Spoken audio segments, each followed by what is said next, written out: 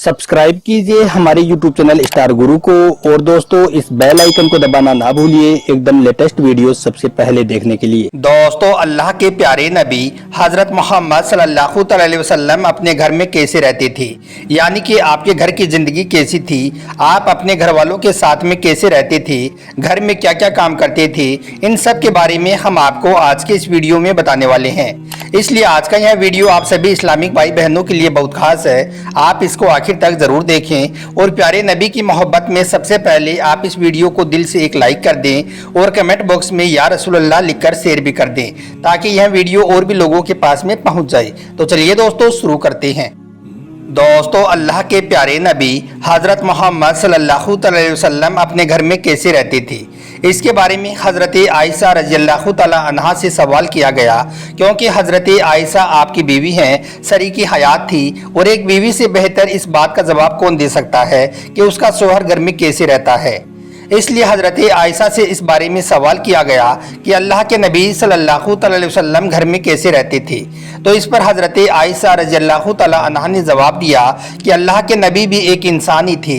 आप अपने कपड़े घर में कभी कभी खुद ही साफ कर लेते थे, आप कभी कभी अपनी बकरी का दूध भी खुद ही दूह लेते थे, और यही नहीं घर के और भी बहुत सारे काम अल्लाह के नबी खुद किया करते थे। एक दूसरी हदीस शरीफ में आया है कि अल्लाह के प्यारे नबी हजरत मोहम्मद सल्लल्लाहु अलैहि वसल्लम अपने घर वालों के काम में हाथ बटाते थे और उनकी मदद भी कर दिया करते थे। फिर जब अजान की आवाज़ आ जाती तो आप उस काम को छोड़ देते थे जिसको आप कर रहे होते थे और फिर आप मस्जिद की ओर नमाज पढ़ने के लिए चल देते थे। दोस्तों जैसा कि आप सभी को मालूम है कि हजरत आयशा रज़ियल्लाहु ताला अन्हा अपनी छोटी उम्र में ही रुखसत होकर अल्लाह के नबी के घर में आ गई थी। इसलिए प्यारे नबी सल्लल्लाहु अलैहि वसल्लम अपनी बीवी हजरत आयशा के हर शौक का भी ध्यान रखते थे और घर के काम में भी हाथ बटाते थे।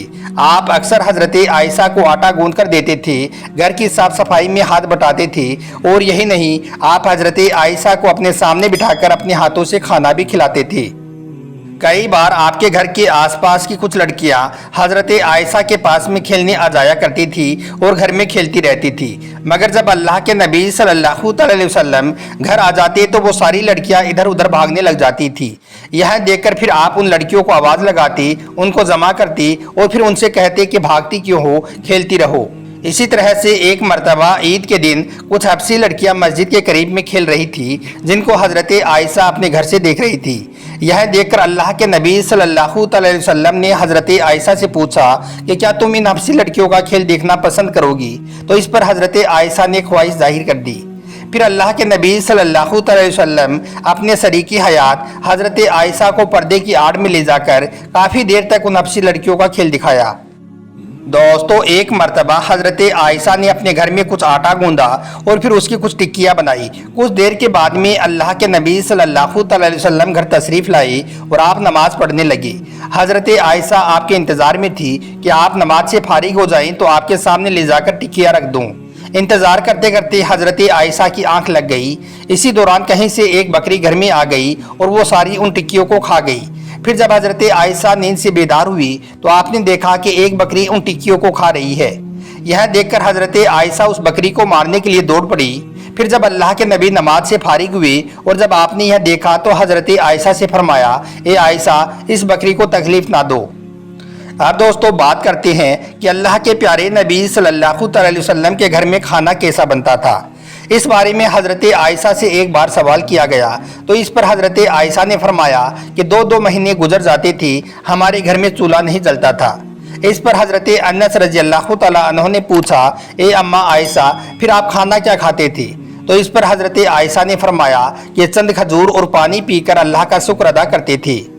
हजरत नोमान बसीर रज़ियल्लाहु ताला अन्हु फरमाती हैं कि मैंने अल्लाह के नबी सल्लल्लाहु अलैहि वसल्लम की ज़िंदगी में एक ऐसा वक्त भी देखा है कि कई बार आपके घर में दक्कल खजूर भी नहीं होती थी जिससे पेट भरा जा सके। अब आप पूछोगे कि यह दक्कल खजूर क्या होती है, तो हम आपको बता दें कि अरबी में दक्कल खजूर उसको कहते हैं जो सबसे लो क्वालिटी की हो, यानी कि सबसे घटिया क्वालिटी की खजूर को दक्कल कहते हैं। तो कई बार ऐसा वक्त भी गुजरा है कि अल्लाह के नबी के घर में दक्कल खजूर भी नहीं होती थी जिसको खाकर आप अपना और अपने घर वालों का पेट भर सकें। दोस्तों एक बार आपके घर में ऐसा वक्त भी आया कि आपकी सारी बीवियों ने आपस में मुतालबा किया और फिर वो अल्लाह के नबी से कहने लगी कि हमारा खर्चा बढ़ाया जाए, यानी कि हमको ज़्यादा पैसे दिए जाएं। उसके बाद अल्लाह ताला ने कुरान पाक की एक आयत नाजिल की जिसमें अल्लाह ने फरमाया, ए नबी अपनी बीवियों से कह दो, अगर तुम्हें दुनिया की चमक दमक ही चाहिए, अगर तुम्हें दुनिया की ज़िंदगी का ऐशो आराम ही चाहिए, अगर तुम्हें नबी के घर और आखिरत की कोई परवाह नहीं है, अगर तुम्हें इस दुनिया को ही संवारनी है, तो फिर तुम्हारे लिए इस घर में रहने को कोई जगह नहीं है। आओ मैं तुम्हें रुखसत कर देता हूँ। कुरान की इस आयत के बाद में आपकी बीवियों ने तौबा की और फिर कभी भी आपसे कोई ख्वाहिश नहीं की।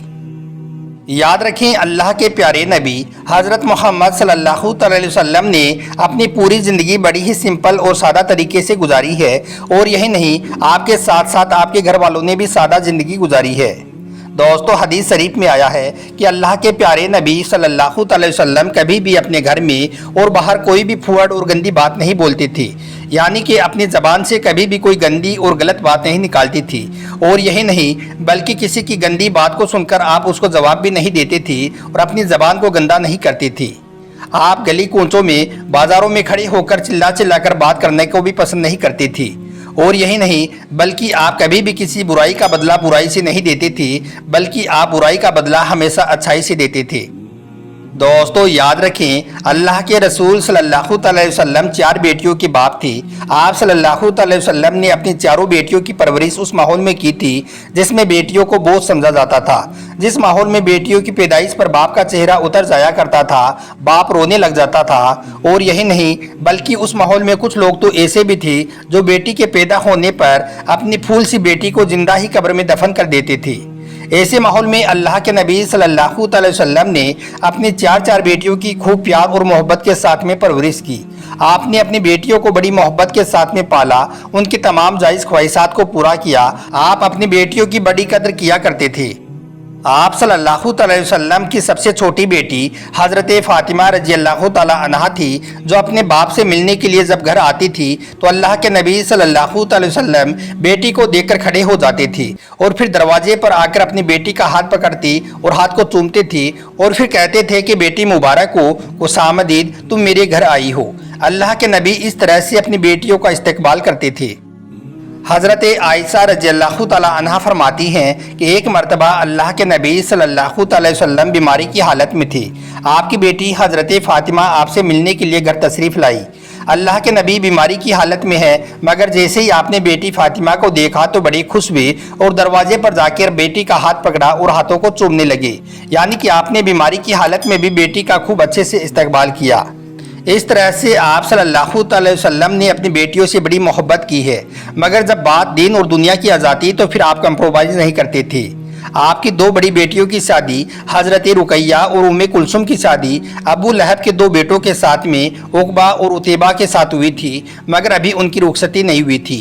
उसी दौरान कुरान पाक की एक आयत नाजिल हुई। उसको देखकर फिर अल्लाह के नबी ने अपनी इन दोनों बेटियों को तलाक दिलवा दिया, यानी कि अबू लहब के घर से रिश्ता तोड़ दिया, क्योंकि आप सल्लल्लाहु अलैहि वसल्लम को पता चल गया था कि अबू लहब और उनके घर वाले अल्लाह के दुश्मन हैं। इसलिए आपने फ़ौरन ही उनके घर से रिश्ता ख़त्म कर दिया। इससे मालूम चलता है कि अल्लाह के नबी सल्लल्लाहु अलैहि वसल्लम ने अपनी बेटियों से बड़ी मोहब्बत की है, मगर जब बात दीन और दुनिया की आ गई तो फिर आपने कभी कंप्रोमाइज़ भी नहीं किया। हदीस शरीफ में आया है कि अल्लाह के नबी हज़रत मोहम्मद सल्लल्लाहु अलैहि वसल्लम रात को बेदार हो जाती तो आप उठकर तहज्जुद की नमाज़ फरमाती। फिर रात के आखिरी पहर में आप अपनी बीवी हज़रत आयशा को भी जगा देती। उसके बाद हज़रत आयशा भी आपके साथ में नमाज अदा करती। फिर जब फजर की अजान का वक्त हो जाता तो आप अपने घर से निकलकर मस्जिद की ओर चल देती। इस तरह से दोस्तों अल्लाह के प्यारे नबी हज़रत मोहम्मद सल्लल्लाहु अलैहि वसल्लम और आपके घर वालों ने बड़े सादा तरीके से ज़िंदगी जी है। अगर आप चाहते तो अल्लाह आपको सोने चांदी के पहाड़ भी अता कर देता, मगर आपको इन सब चीज़ों से कोई मतलब नहीं था।